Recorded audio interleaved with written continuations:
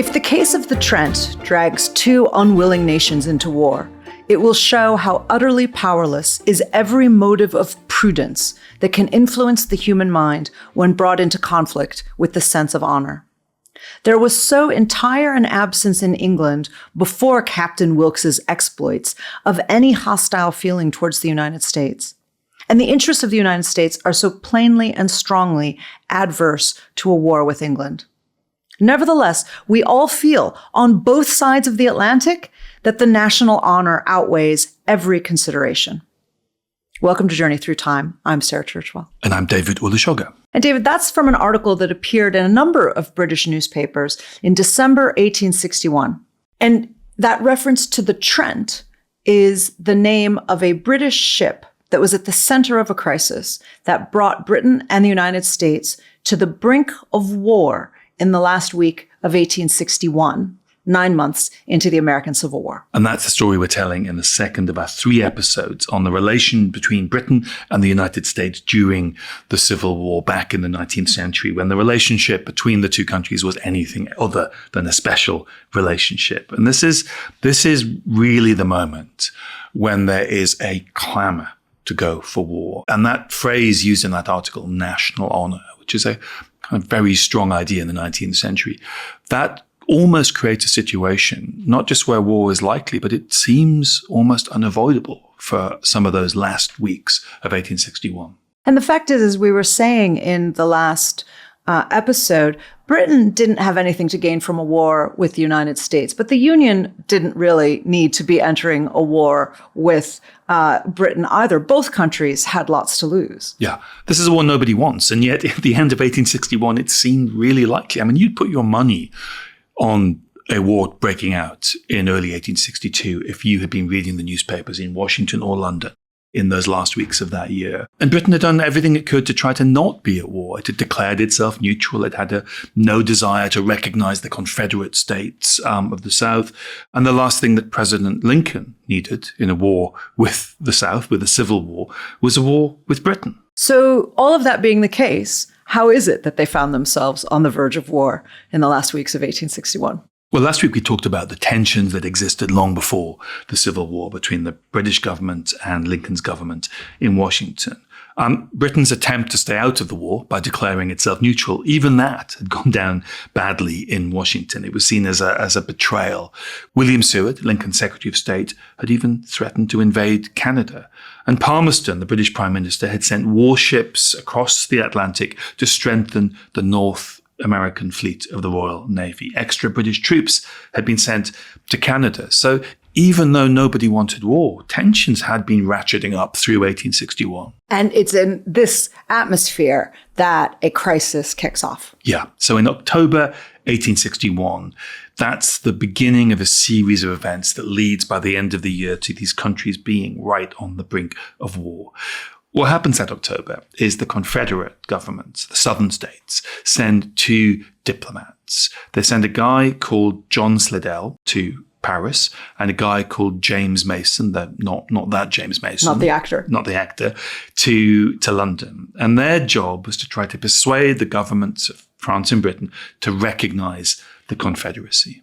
Because as we said last time, right, the Confederacy is outmatched. They need foreign aid if they're going to prevail. And so they are on their way to Europe to try to convince foreign powers to support them. Yeah, almost all of the industry in the United States is in the North. They can't produce enough weapons. They can't produce enough uniforms. They can't produce enough food. What they can offer, Britain and France, is cotton, which is central to their economies, particularly the British. So that's their mission. And they set off by leaving Charleston, South Carolina. They make it to Cuba. And then at Havana, they board a British ship, the ship that we mentioned, the RMS Trent, Royal Mail ship, the Trent. Now, to get to Cuba, they actually had to go through a Union blockade, but they managed to do that. The Trent was actually intercepted by a Union ship in the area, right? The USS San Jacinto. And that was under the command of an American captain called Charles Wilkes. But he didn't have the authority to do that, did he? No. And it's the way he did it as well. Shots were fired, one very close to this British ship, and it was a British ship that was flying the Union flag. The Trent was unarmed. It was in international waters, 10 miles off Cuba. And then Captain Wilkes sent American sailors on board to arrest the two Southern diplomats, Mason and Slidell. They were taken as prisoners to the United States. And the idea of international law was not really a fully formed concept in the 1860s, but this really looked like a violation of international law. But as you say, Wilkes had acted without orders. He had single-handedly decided that this was what he wanted to do. He was something of a hothead. He was somebody who had a long history of this sort of kind of arrogant, high-handed behavior. So just to recap, right, we're describing a neutral British ship being intercepted in international waters by a Union warship in order that they could seize the Confederate envoys on their way to Europe. And he's acting under his own authority. Yeah. And one might think, given the rising tensions that we've been describing, that both countries would be very anxious about this happening. But that's not actually how it was received in the U.S., is it? Again, there's a difference that we mentioned last time between diplomacy and public opinion.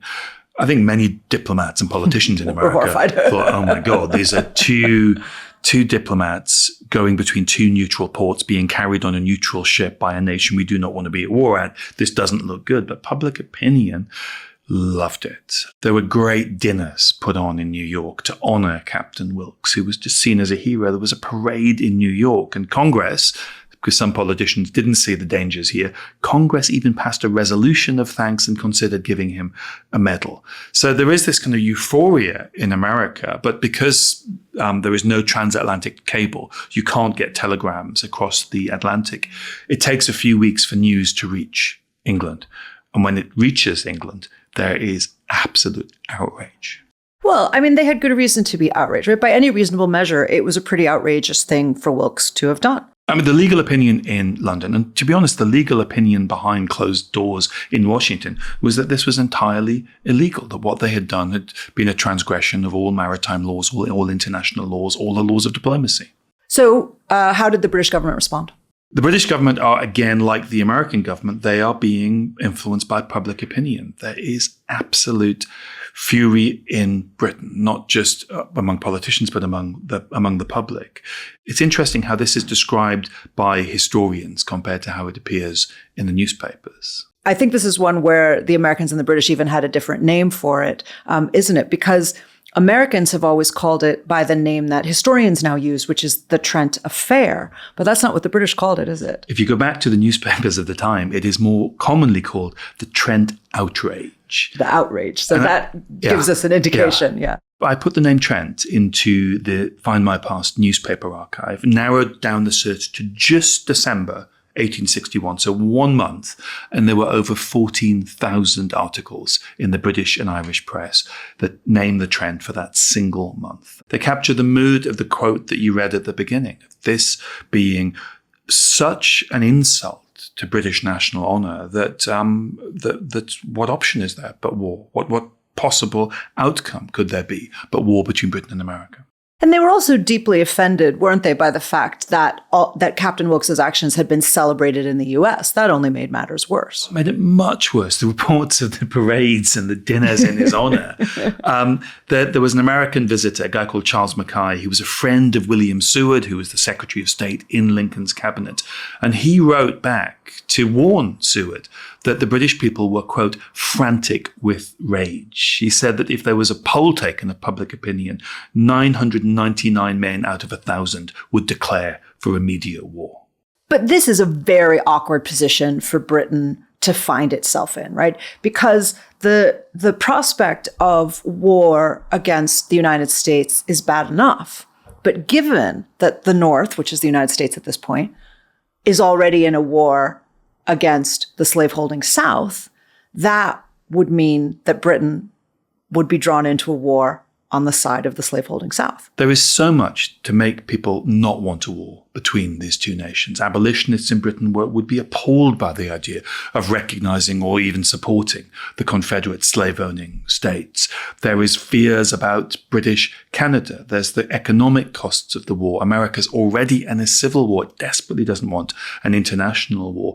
And I think it again comes back to the power of that 19th century idea of national honor, that even though all of those pragmatic considerations they're all obvious, and they're all mentioned in those newspaper reports time and time again. And I read lots of newspaper reports. They come down to, yes, we see that. We can see the costs. We can see the dangers. We don't like the South, but national honor has been affronted. It's a slightly alien idea to us in the 21st century, I hope. It's akin to our sense of sovereignty, isn't it? We'd be using the word sovereignty in this context and saying they've violated our sovereignty. Yeah. And that isn't such an alien concept at all, as a matter of fact. But we've forgotten, because the maritime world is not part of our culture in the same way. The deck of a ship was considered to be a part of the sovereign land of a nation. So marching onto a British ship and seizing these Confederate diplomats, that's no different to marching to the centre of London and doing it in a way, because a ship is seen as a sovereign territory of a nation. So it's honour, it's the affronting of national sovereignty. And because the risk of war is real, you get into a spiral where things start getting worse because people are preparing for war. And it creates a kind of self-fulfilling prophecy, doesn't it? So everything starts to escalate faster and faster, almost beyond the control of the people involved in it. Because we're talking here about these rising tensions between Britain and the United States.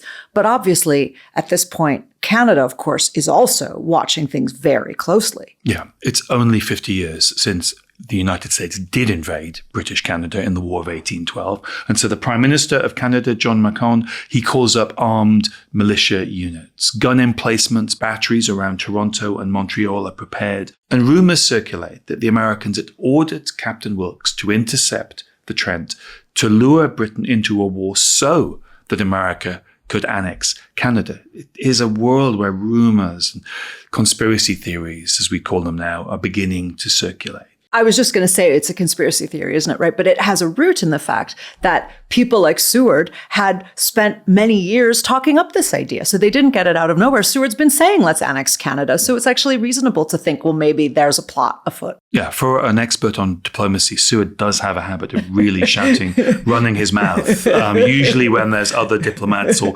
members of the press around. And then sticking his foot in his mouth. And he'd said, maybe we should invade Canada. Wouldn't it be good if Europe got involved in the Civil War, because that would reunite the nation? He said some really undiplomatic things for Secretary of State. I mean, he's not the worst Secretary of State we've ever had, because we've got some undiplomatic Secretaries of State around these days too. That competition's getting stiffer by the moment. I've got a friend who calls that a race to the bottom. So tensions are rising, and at the end of November, the British cabinet meets to discuss the crisis. They meet to discuss what they're going to do. National honour has been affronted. They have to respond in some way. And what comes out of that meeting, what document is drafted by Palmerston's government, by his cabinet, that it will then be sent to Washington, is going to determine if this crisis does become a war between the United States and Great Britain. So I think we need to take a break there. Listeners will be aware, I hope, that Britain and the United States did not, in fact, go to war in 1861. But join us after the break to find out who it was who stepped in and managed to pull the two countries back from the brink of war. Because it's not who you might imagine. Okay, so we left things at this moment of heightened tension as Britain is trying to decide how it's going to respond to what it calls the Trent outrage. Yeah, welcome back to the British emergency cabinet meeting of late 1861. Yeah. That's what it would be today. Yeah, I hadn't thought about that. Yeah. What comes out of a cabinet meeting in which Palmerston is outraged at what has happened is a dispatch, a letter that is going to be sent to Washington. And it is, in effect, an ultimatum. It's to be sent to Lord Lyons, the British ambassador in Washington, who is then to deliver it to William Seward, Lincoln's Secretary of State. Before this dispatch can be sent to America, it has to go to Queen Victoria. And there is a moment when tensions are calmed, when the ultimatum is changed in a way that makes war less likely. And it's not changed by who you might imagine. It's a German prince, which sounds odd, but it's Prince Albert. It is the consort of Queen Victoria, her husband, Prince Albert. The Queen receives the ultimatum on the 30th of November, 1861, and she gives it to Albert to read it and to suggest changes. And Albert works through the night of November 30th, 1861. He works into the early hours, and he removes the most aggressive statements in this ultimatum. He softens the language. What he's doing in kind of modern language is he's trying to give Abraham Lincoln an off-ramp, trying to find ways of de-escalating this situation. He's looking for a loophole that would allow both sides to save face, to still have, and remember, this is all about national honor, allows the Americans to back down and avoid war, but do so in a way that doesn't seem humiliating. So basically what they say is, if you apologize quietly, we will try to make all of this go away. So they give them an out. The thing that's amazing, I mean, this is amazing in lots of ways, but one of the things that's amazing about this is that in November 1861, it's astonishing that Prince Albert could do anything at all. I mean, I keep thinking back to our episodes on the Great Exhibition of 10 years earlier, 1851, when Victoria and Albert were the kind of golden couple. They were like the Posh and Becks of the 1850s. And they came to the exhibition. They were there for the opening, and they were kind of young and beautiful. He's dying in 1861. He has typhoid fever. He works through the nights, and that is such an effort for him, given his state of health. By the end of the night, by the early hours of the morning, he can barely hold his pen. He dies 2 weeks later. And the notes that he writes that night, the redraft of the British ultimatum, that's the last letter that Prince Albert ever writes. And it is perhaps his greatest achievement. We think of him, I think, too often as this symbolic figure, the prince consort, a sort of job that's not really a job. He was involved in the Great Exhibition because he didn't have enough to do. And yet this is arguably the most important thing that Albert ever does in his life, other than marrying Victoria. He's not thought of as a figure that has anything to do with American history. And yet more than anybody else in this story at this moment, it is Prince Albert who probably does the most to prevent 1862 being the year that we all know about, the year Britain and America went to war, which it easily could have been. So it's essentially his dying act is come in and save the day. We have been, I did not expect us to emerge as Prince Albert stands on Journey Through Time, but I feel like we are, David. I think he's one of those figures who's not taken that seriously when we think about the history of the 19th century. Yeah, this is a moment when it shows that he's a really capable diplomat. He's a really deep thinker, and he's somebody who, even at that level of ill health, understands the danger of this moment to his adopted nation, to his wife, the Queen, knowing he won't be there because he knows he's dying, whatever happens. But really his great dying act is to prevent a war between Britain and America. So the softened ultimatum, still an ultimatum, but with much softened language. It is still an ultimatum, There's no such thing as a nice ultimatum. So, I mean, he's done his... Cross. But still very annoyed, deeply annoyed. Yeah. And both publics of both nations still want war. There's still this sense of national honor. He's done his bit, but there's still a risk. There's also this kind of crazy time delay. So they send off this ultimatum, but today we imagine it would be a phone call, or even, these days I suppose it would be on social media. They'd be, sending messages to each other announcing that they're about to go to war. It would be instantaneous. But we're still in 1861. We don't even have telegraph cables under the Atlantic Ocean yet. So messages are still being transported by ship across the sea. Yeah. There had been a working telegraph cable laid under the Atlantic before the war, but it had broken. So there wasn't one. There had been one in 1859. There wasn't one in 1861. So yeah, as you say, the only way of getting messages from Washington to London is by ship. A fast, good passage took 10 days to 2 weeks. So it's the 1st of December it goes. Doesn't arrive with Lord Lyons, the ambassador in Washington, till December the 18th.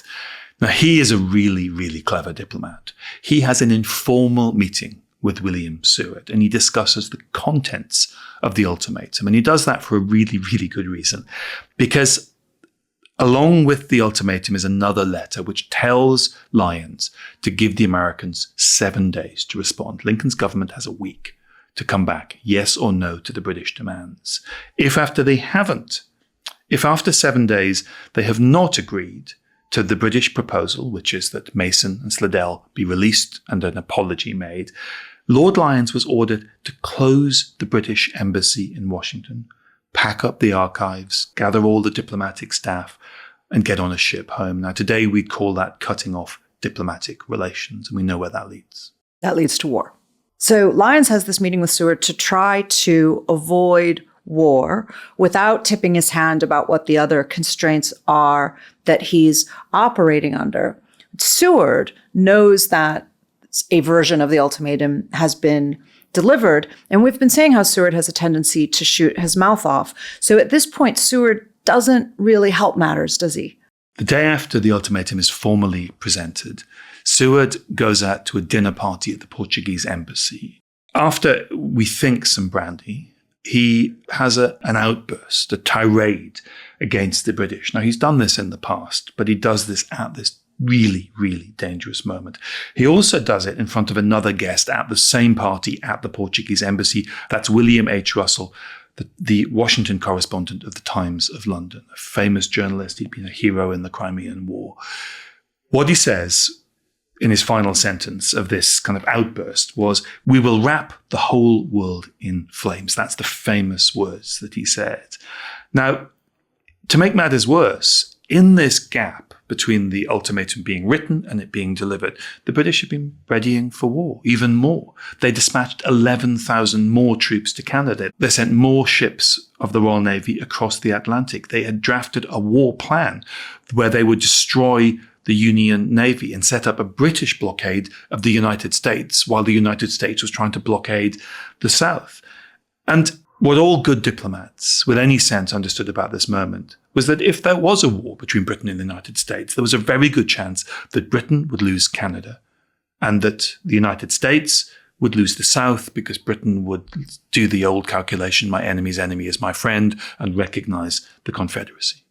It really is one of the most dangerous moments in the history of U.S.-British relations, and it's one we almost never talk about, but it was incredibly consequential. Public opinion is already at a fever pitch. Then you have Seward, as you're saying, probably getting drunk, shooting his mouth off in front of a Times correspondent, announcing that they will wrap the world in flames if Britain tries to start a war with them. So everybody is furious, and basically all of that effort that Albert had made to create the off-ramp looks like it's disappearing because now it's incredibly hard for either side to back down. Yeah, it's one of those really, really dangerous moments when it becomes politically difficult for people to do the thing that they know is the rational thing. For an American president or a British prime minister to back down would be seen as a betrayal of national honor.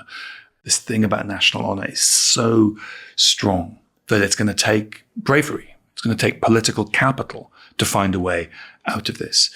Lincoln and his cabinet hold their emergency meeting on Christmas Day. Shows how desperate the situation was. On the same day, news arrives from Britain describing the scale of British preparations for war, the troops off to Canada, the ships crossing the Atlantic as they were meeting to strengthen the Royal Navy. Public opinion is keeping things at a fever pitch, but as has been the case throughout this story, people are still working behind the scenes to try to diffuse the situation.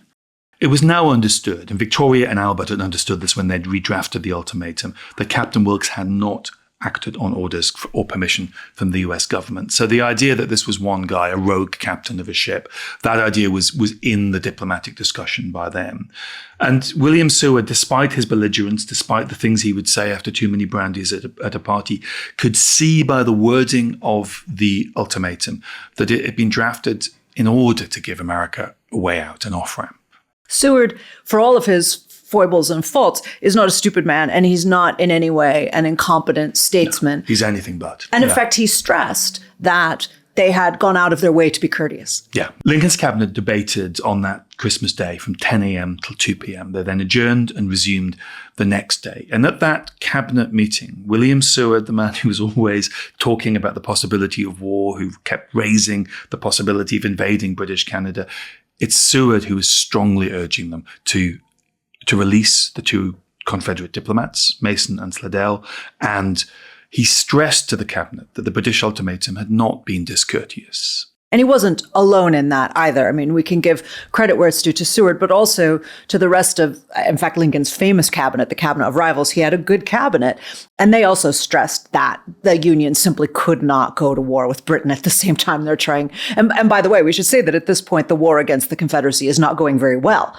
They are not racing toward an easy and short finish to this war. So they can't enter into a war with Britain, the biggest empire in the world. For all of the sense of national honor, all of the outrage and public opinion, this is a cabinet of really, really bright guys. They decide that you can't fight two wars at the same time, one war at a time. There's something to be said for having a cabinet full of competent, intelligent people. I'm just going to put that out there. It seems strangely out of fashion, but it worked in 1861. And what comes out of a meeting of the great war cabinet of Abraham Lincoln is the decision to release the two Confederate commissioners and to issue an apology. There's some quibbling about the international law, but that's just to save a bit of face. What comes out of that meeting is a decision, and Lord Lyons, the British ambassador, is summoned to the office of William Seward, and he has given that response as a written document. As demanded, they released Mason and Slidell, the Confederate envoys who they didn't have a right to see. So they're basically acknowledging implicitly, tacitly, that they acted wrongly. They let them go. But really, as we've been saying, this is all about saving face. Yeah, I mean, there's a long kind of legalistic response with lots of kind of quibbling, but it really is just to sort of make it look a bit better, easier for the American public to swallow. But you know, both countries are still on the verge of war. The British are still mobilizing. The militia units in Canada are still on alert. And it is still 2 weeks to get the message, get the response by Lincoln's government across the Atlantic. So there is another kind of phase of danger when these two mobilized nations are facing each other and no one knows what Lincoln's cabinet have decided. Is the document that's being carried across the Atlantic a declaration of war, or is it a climb down? They know, of course, though, how important the response is. So they had set things up so that once the letter did land on British shores, they could speed it up. Yeah, it was rushed across the Atlantic on a fast ship. When it landed at Holyhead in Wales, it was so urgent that a special train had been commissioned and it was on standby to carry it to London. And it travelled so fast that it broke the speed records for train travel in 1861. And the news arrived in London to the British cabinet of Lord Palmerston that war had been averted and that Lincoln's cabinet had wisely, correctly understood that this was a way out of the crisis both nations wanted to avoid. And so politicians in London and Washington quietly, given public opinion, quietly celebrated. They knew what they had achieved. But at the same time, the Confederate States are looking on in great interest to see whether their enemy is going to go to war with Britain. And at the peaceful resolution of this crisis, the Confederate States were not celebrating, were they? The one capital that is not pleased that war was averted between Britain and the United States in 1862 was the Confederate capital, Richmond. And so Britain and America did not go to war. Britain and America managed to stumble through to the second year of the Civil War with neutrality in place. But things didn't really cool down either, did they? Dangers remained. The tensions that had existed before the Civil War didn't disappear just because the Trent Affair, the Trent outrage, had not led to conflict. And the way that the newspapers had responded to the Trent crisis, this sense that national honor had been affronted, that rumbled on into 1862. We've been focusing in the story of the Trent Affair on the relationship between the Union and Britain. But of course, as we've been saying, the Confederacy was also seeking its relationship with Britain and looking for leverage in the Civil War with Britain as well. So they still have the strategy that we were talking about last time. They still think that cotton is king, that King Cotton might be the thing that will tip the scales of war for them. The great economic weapon. That it will bend Britain to its will. The irony here is one of timing. In the last weeks of 1861, Britain and the United States find a diplomatic way out of a war.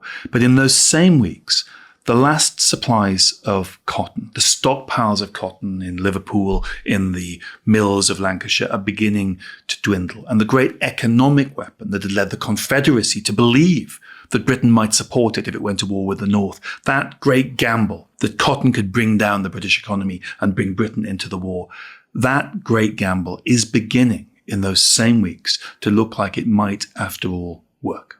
So I think we need to stop there, but join us next time to find out whether the South's great experiment in cotton diplomacy would in fact bend Britain to its will, or whether their gamble would backfire. Join us next time. And thank you so much for listening. Thanks.